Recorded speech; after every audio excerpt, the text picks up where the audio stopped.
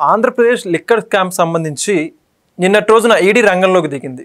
దేశంలోని 5 రాష్ట్రాల్లో దాదాపుగా 20 ప్రాంతాల్లో ఒకేసారి ఈడీ సోదాలు నిర్వహించడం జరిగింది.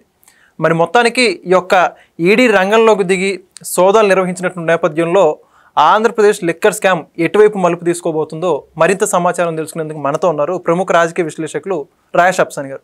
సార్ నమస్కారం అండి. నమస్కారం సార్, ఇప్పటికే ఆంధ్రప్రదేశ్ లిక్కర్ స్కామ్కి సంబంధించి సిట్టు చాలా దర్యాప్తు వేగవంతం చేసి అనేక మందిని అరెస్ట్ చేయడం కావచ్చు, చాలా కీలక సమాచారం రాబట్టిందిగా ఇప్పటికే మనందరికీ అర్థమవుతుంది.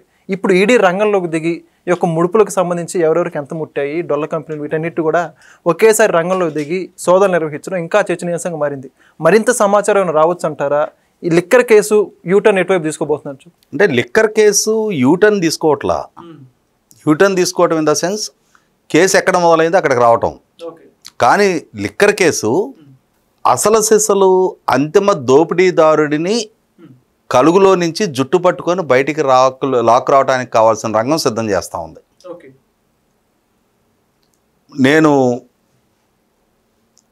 నాకు దక్కిన అవకాశం ఉన్నంత వరకు నేను దోపిడీ చేసేసుకున్నా. ఈ దోపిడీ సొమ్ము వాములు అంటారు, ఐడియా ఉంది కదా నీకు? పల్లెటూళ్ళలో పశువులు మేత వాములు వేస్తారు, అట్లా వాములు వేసుకున్నట్టుగా వేసుకొని దాని మీద కూర్చొని ఉన్నా నేను. ఈ డబ్బు మహిమతోటి నేను ఎన్నాళ్ళైనా ఎన్నేళ్ళైనా ఈ కేసులు విచారణ నేమీ చేయకుండా కాపాడుకోగలను అని చెప్పనే ఒక అతి విశ్వాసం ప్రదర్శిస్తున్న అంతిమ దోపిడీదారుడిని నిన్నటి నుంచే ఎన్ఫోర్స్మెంట్ డైరెక్టరేట్ దాడుల ద్వారా వెన్నులో వణుకు మొదలయ్యే పరిస్థితులు కనిపించినాయి. కాబట్టి నిన్నటికి నిన్నే న్యాయ నిపుణులందరినీ పిలిచేసి సంప్రదింపులు జరిపేసి ఎలా దీని నుంచి ఎలా బయటపడాలి అని చెప్పని సమాలోచనలు చేస్తున్నట్టుగా మనం వార్తలు వింటూ ఉన్నాం. ఇక్కడ ఇంకొక అంశం చెప్పాలి. నేను ఈ ఈ సెప్టెంబరు నెలలోనే 2023 సంవత్సరంలో చంద్రబాబు నాయుడు గారు అరెస్ట్ జరిగింది. ఆ చంద్రబాబు నాయుడు గారు అరెస్ట్ జరిగినప్పుడు నాటి జగన్మోహన్ రెడ్డి గారి ప్రభుత్వం మొట్టమొదటి స్కిల్ డెవలప్మెంట్ కేసులో ఆయన అరెస్ట్ చేశారు. ఆ తర్వాత ఆయన ప్రభుత్వం ఉచితంగా ఇసుక ఇవ్వటం వల్ల ప్రభుత్వ ఆదాయానికి గండి కొట్టారు అని చెప్పని ఒక కేసు పెట్టారు.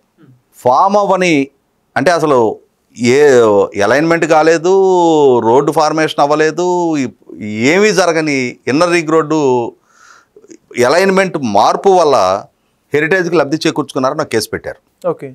ఆ తర్వాత ఫైబర్ నెట్లో కుంభకోణానికి పాల్పడారు, నాకు కేసు పెట్టారు.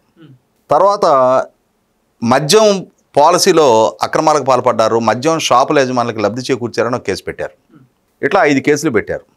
వీటికి తోడు అంగళ్ళ దగ్గర ఆయన మీద రాళ్ళదాడి చేసి ఆయనే హత్యాయత్నానికి పాల్పడ్డాడని ఇంకొక కేసు పెట్టారు. అంటే ఓవరాల్గా 6 కేసులు పెట్టారు. ఆ కేసులు పెట్టి ఆయన జైల్లో ఉన్న సందర్భంలోనే నేను మన ఛానల్తో పాటు ఇంకా చాలా ఛానల్స్లో, శాటిలైట్ ఛానల్స్లో కూడా మాట్లాడేటప్పుడు ఒక డైలాగ్ వాడేవాడిని. ఇప్పుడేదో తాత్కాలికంగా ఈ వరుస క్రమంలో కేసులు పెట్టుకుంటా చంద్రబాబు నాయుడు గారిని జైల్లో పెట్టామని చెప్పని ఆనందపడుతున్నారేమో. మీరు చంద్రబాబు నాయుడు గారిని ఎన్నాళ్ళు జైల్లో ఉంచలేరు, ఎందుకంటే మీరు పెడుతున్నది తప్పుడు కేసులు. ఇవాళ కాకపోతే ఇంకొక నెలకైనా ఆయన బెయిల్ మీద బయటకు వస్తాడు.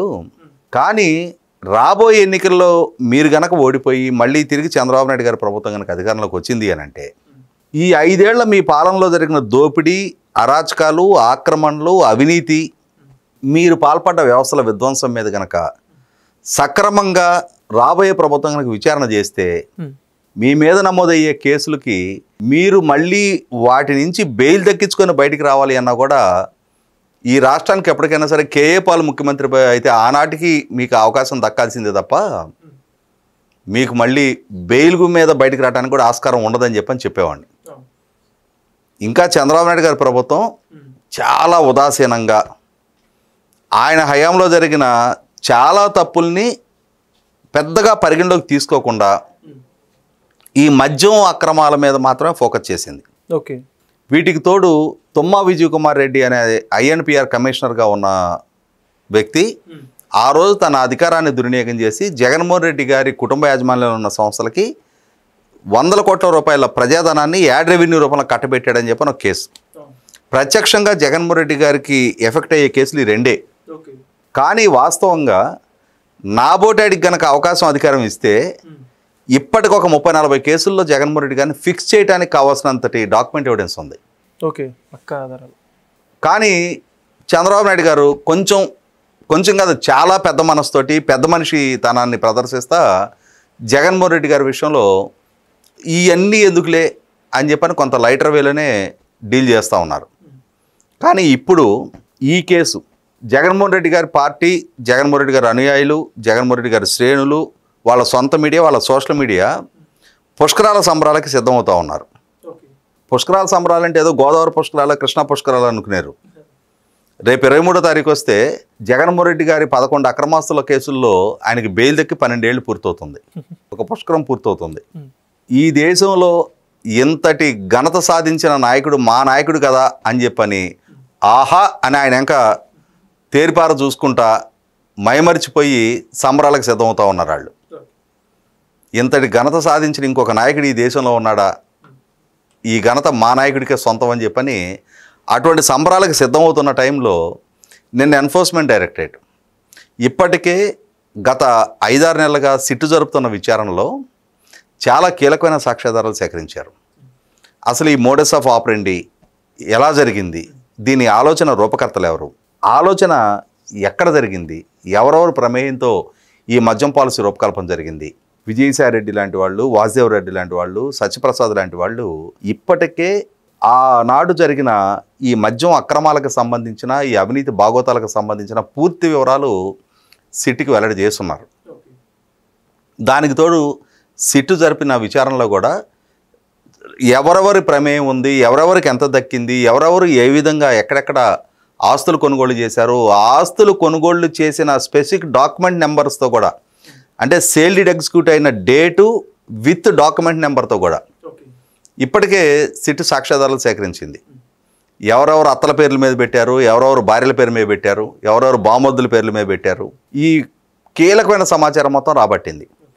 ఎవరెవరు ఏ ఏ జ్యువెలరీ షాపుల్లో ఎన్ని వందల కోట్ల రూపాయల బంగారం కొనుగోలు చేశారు, ఎవరెవరు ఏ ఏ కంపెనీల్లో మెటీరియల్ ప్రొక్యూర్మెంట్ కింద ఇన్వాయిస్లు చూపించి వాళ్ళకి నగదులు బదిలీ చేయించారు, ఆ బదిలీ చేసిన కంపెనీల నుంచి వాళ్ళకి ఇన్వాయిస్ రేజ్ అయినంత క్రమంలో మెటీరియల్ అయితే చేరలేదు, ఖాళీ ఇన్వాయిస్లే రేజ్ అయినాయి, అంటే ఇక్కడ మనీ లాండరింగ్ పాల్పడ్డారనే స్పష్టమైన సాక్ష్యాధారాలు సిట్టు సేకరించింది. సిట్టు నుంచి అందుకున్న సమాచారం మేరకు ఎన్ఫోర్స్మెంట్ డైరెక్టరేట్ కూడా ఆల్రెడీ గతంలోనే prevention of money laundering act కింద కేసు నమోదు చేస్తుంది. ఆ కేసులో భాగంగా నిన్న 5 రాష్ట్రాల్లో 20 ప్రాంతాల్లో, ఈ 20 ప్రాంతాల్లో వ్యక్తుల మీద, సంస్థల మీద దాడులకు పాల్పడ్డారు. ఈ దాడుల్లో కీలకమైన సమాచారం రాబట్టారు, ప్రాపర్ డాక్యుమెంట్ ఎవిడెన్స్ గ్యాదర్ చేశారు, జరిగిన అక్రమ లావాదేవీల్ని, నల్ల డబ్బుని తెలుపుగా మార్చడంలో జరిగిన ప్రక్రియ మొత్తాన్ని కూడా స్పష్టమైన సాక్ష్యాధారాలతోటి వెలికి తీశారు. దాంతో ఇప్పుడు ఏమైపోయింది, లిక్కరు మాఫియా జరిగిందనేది వాస్తవం, అంటే ఈ లిక్కర్ మాఫియా మాటున అవినీతి భాగోతం జరిగిందనేది వాస్తవం, వేల కోట్ల రూపాయల పంపిణీలు జరిగినాయి అనేది వాస్తవం, ఆ జరిగిన పంపిణీలో ఎవరెవరు ఇన్వాల్వ్ అయ్యారనేది నిర్ధారణ అవుతూ ఉంది, ఎవరెవరి ప్రమేయాన్ని ఎవరెవరు ఉన్నారనే వాళ్ళ ప్రమేయాన్ని నిర్ధారణ చేస్తూనే ఎవరెవరికి ఎంత మొత్తాలు ముట్టినాయి అనేది ఇప్పటికీ ఒక క్లారిటీ వచ్చింది. వీటన్నిటి నేపథ్యంలో ఇప్పటికీ సబ్మిట్ అయిన 3 ఛార్జ్షీట్లో కూడా జగన్మోహన్ రెడ్డి గారి ప్రస్తావన మొట్టమొదటి ఛార్జ్షీట్లో వచ్చింది, కానీ ఆయనని అక్యూజ్డ్గా ఇప్పటిదాకా చూపిలా. అలాగే ఈ మధ్యకాలంలో జరిగిన విచారణలో వెలికి తీసిన వాస్తవాల ప్రకారం వైఎస్ అనిల్ రెడ్డి గారి పిఏ దేవరాజాన్ని అరెస్ట్ చేశారు, దేవరాజాన్ని విచారించారు, ఇంకా దేవరాజాన్ని అరెస్ట్ చూపించలేదు. మరి వైఎస్ అనిల్ రెడ్డికి సంబంధించిన అతని ఇన్వాల్వ్మెంట్కి సంబంధించిన ప్రాపర్ డాక్యుమెంట్ ఎవిడెన్స్ ఇప్పటికే కలెక్ట్ అయ్యి ఉన్నాయి. అలాగే చెవిరెడ్డి మోహిత్ రెడ్డి కంపెనీల మీద జరిపిన దాడుల్లో విజయానంద రెడ్డి ప్రమేయం వచ్చింది, విజయానంద రెడ్డిని విచారించారు, విజయానంద రెడ్డిని విచారిస్తే సునీల్ రెడ్డి ప్రమేయం వచ్చింది, సునీల్ రెడ్డి కంపెనీల మీద దాడులు చేశారు, సునీల్ రెడ్డి కంపెనీల మీద దాడులు చేస్తే సజ్జల భార్గవరెడ్డి ప్రమేయం వచ్చింది. అలాగే కావలికి సంబంధించిన రామరెడ్డి ప్రతాప్ కుమార్ రెడ్డి, బూచెపల్లి సుప్రసాద్ రెడ్డిల ప్రమేయం వచ్చింది. కాబట్టి ఇప్పటి వరకు అరెస్టులు జరిగింది చాలా కొద్ది, ఇక నుంచి జరగాల్సింది చాలా ఎక్కువ మంది అరెస్టులు ఇంకా జరగాల్సి ఉన్నాయి. చాలా ఎక్కువ మంది ఈ అవినీతి అక్రమ సంపాదన వాటాలు పొందినట్టుగా నిర్ధారణ అవుతూ ఉంది. దానికి తోడు prevention of money laundering act అనేది చాలా కఠినమైన చట్టం. ఇక్కడ ఇంకొక అంశం మనం చెప్పుకోవాల్సింది ఏంటి అంటే, ఇప్పుడు సిట్ విచారణ చేస్తూ ఉంది, సిట్ కొన్ని సాక్ష్యాధారాలు సేకరిస్తూ ఉంది, కొన్ని వాంగ్మూలాలు నమోదు చేసుకుంటూ ఉంది, కొంతమంది పాత్రలను నిర్ధారించి న్యాయస్థానం దృష్టికి తీసుకొస్తూ ఉంది, కొంతమందిని అరెస్టులు చేస్తూ ఉన్నారు, న్యాయస్థానం వాళ్ళని రిమాండ్లకు పంపిస్తూ ఉంది. ఈ ప్రక్రియ కొనసాగుతూ ఉంది. ఇక్కడ సిట్టు ద్వారా ఎవరెవరి మీద అయితే నేరారోపణలు మోపారో, ఎవరెవరి ప్రమేయాన్ని ఛార్జ్షీట్ ద్వారా న్యాయస్థానం దృష్టికి తీసుకొచ్చారో ఆ న్యాయస్థానాల్లో రేపు రోజున కేసు విచారణ జరిగినప్పుడు వీళ్ళ ప్రమేయాన్ని నిర్ధారణ చేయాల్సిన బర్డెన్ ఆఫ్ లయబిలిటీ అది సిట్ మీద ఉంటుంది.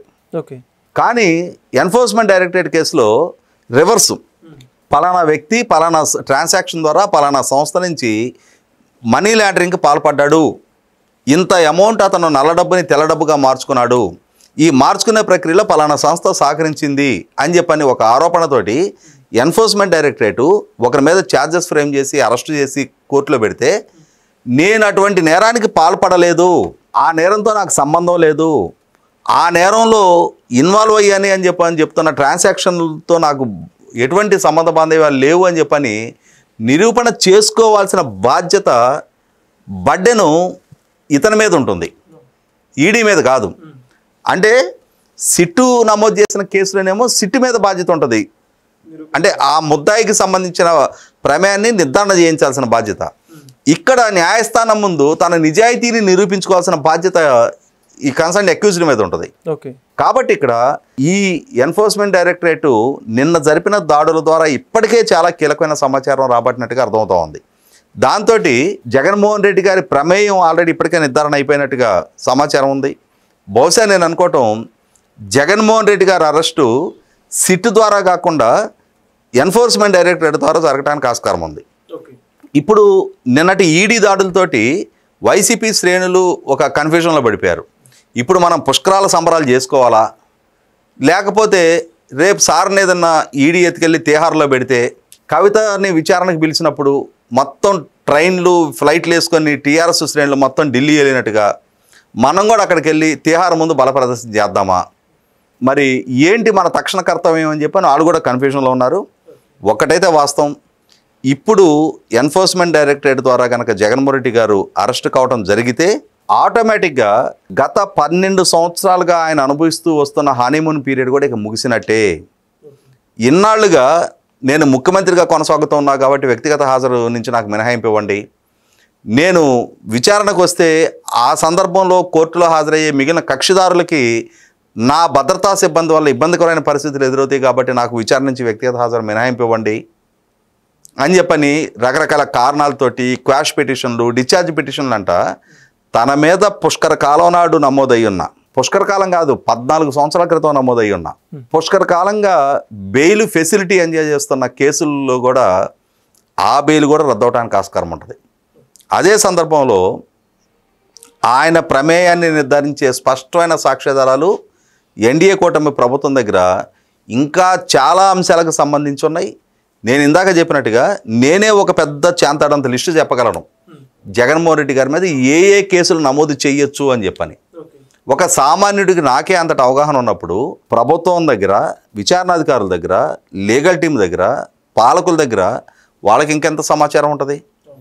ఏదైనా సరే పానీలే అని జాలి తెలుసుకొని వదిలేస్తే తప్ప 100కి 100 పాళ్ళు జాలి తలచకుండా ఈ చేసిన తప్పులకి అతని చేత తగిన మూల్యం చెల్లించాలి అని కనుక ప్రభుత్వం కృతనిశ్చయంతో చంద్రబాబు నాయుడు గారు అటువంటి పట్టుదలతో కనుక ఉంటే ఖచ్చితంగా ఏనాడైనా సరే అది 20 ఏళ్ళ 30 ఏళ్ళ కేఏ పాల్ ఈ రాష్ట్రానికి ఏ రోజు ముఖ్యమంత్రి అయితే ఆ రోజే జగన్మోహన్ రెడ్డి గారికి బయటకు వచ్చేది.